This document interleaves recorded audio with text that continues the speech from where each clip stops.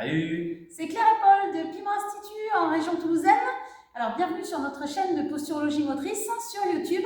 Aujourd'hui on va parler d'un terme que vous avez tous déjà entendu, c'est l'antéversion et la rétroversion.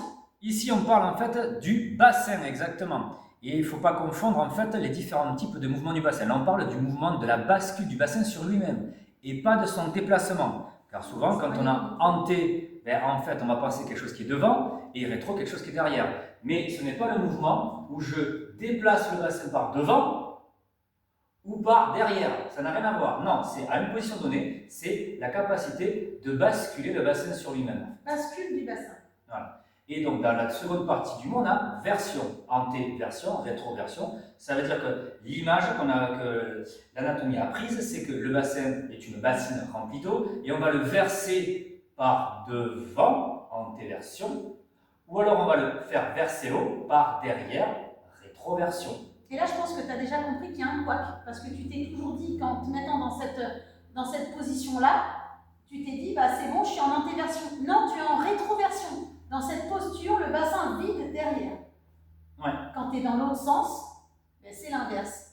Ouais. Antéversion, rétroversion. Voilà. Et lorsque vous le faites, vous avez un lien indéfectible avec le placement de la colonne vertébrale et de la bonne position ou du début plutôt de l'accentuation de problèmes ou le déclenchement de problèmes. Pathologie. Voilà. Alors je sais que très souvent, on dit souvent que c'est la rétroversion qu'il faudrait justement privilégier parce qu'il ne faudrait pas justement cambrer, qu'il ne faudrait pas mettre le bassin donc, dans cette position-là. Et bien en fait, fais-le par toi-même. Lorsque tu es ici, légèrement fléchi pour libérer un peu cette anté-rétroversion, tu vas voir que naturellement, l'ouverture du thorax va se faire beaucoup mieux dans l'une que par rapport à l'autre.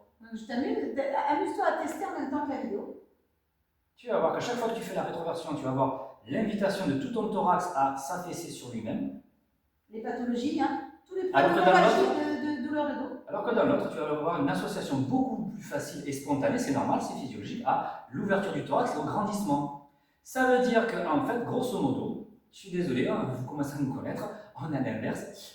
La rétroversion, c'est une des bases fondamentales d'aller vers les problèmes, et l'antéversion, plutôt de les limiter, voire plutôt d'améliorer les terrains. Simplement, toujours pareil, on respecte de ne pas aller dans la douleur. Et le problème, c'est dans la définition des termes. Si, et il aurait bien fait, mais si ton kiné, ton ostéopathe t'a dit il faut que tu te mettes en antéversion et qu'il n'a pas expliqué les termes, parce que du coup, tu t'es dit antéversion, anté, devant, alors je le mets là, et bien ça veut dire que ça fait peut-être 10 ans qu'on t'a dit de faire une antéversion et que finalement, tu es mal placé parce que tu fais pas. En fait, c'est pas ça l'antéversion.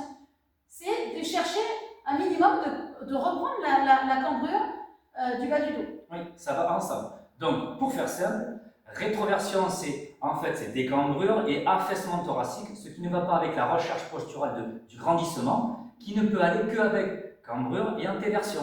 Alors j'espère que cette vidéo vous a permis d'apporter de la clarté. Je répète bien, quand on est dans cette position, c'est rétroversion, antéversion, rétroversion, antéversion. Et non, on ne s'est pas trompé.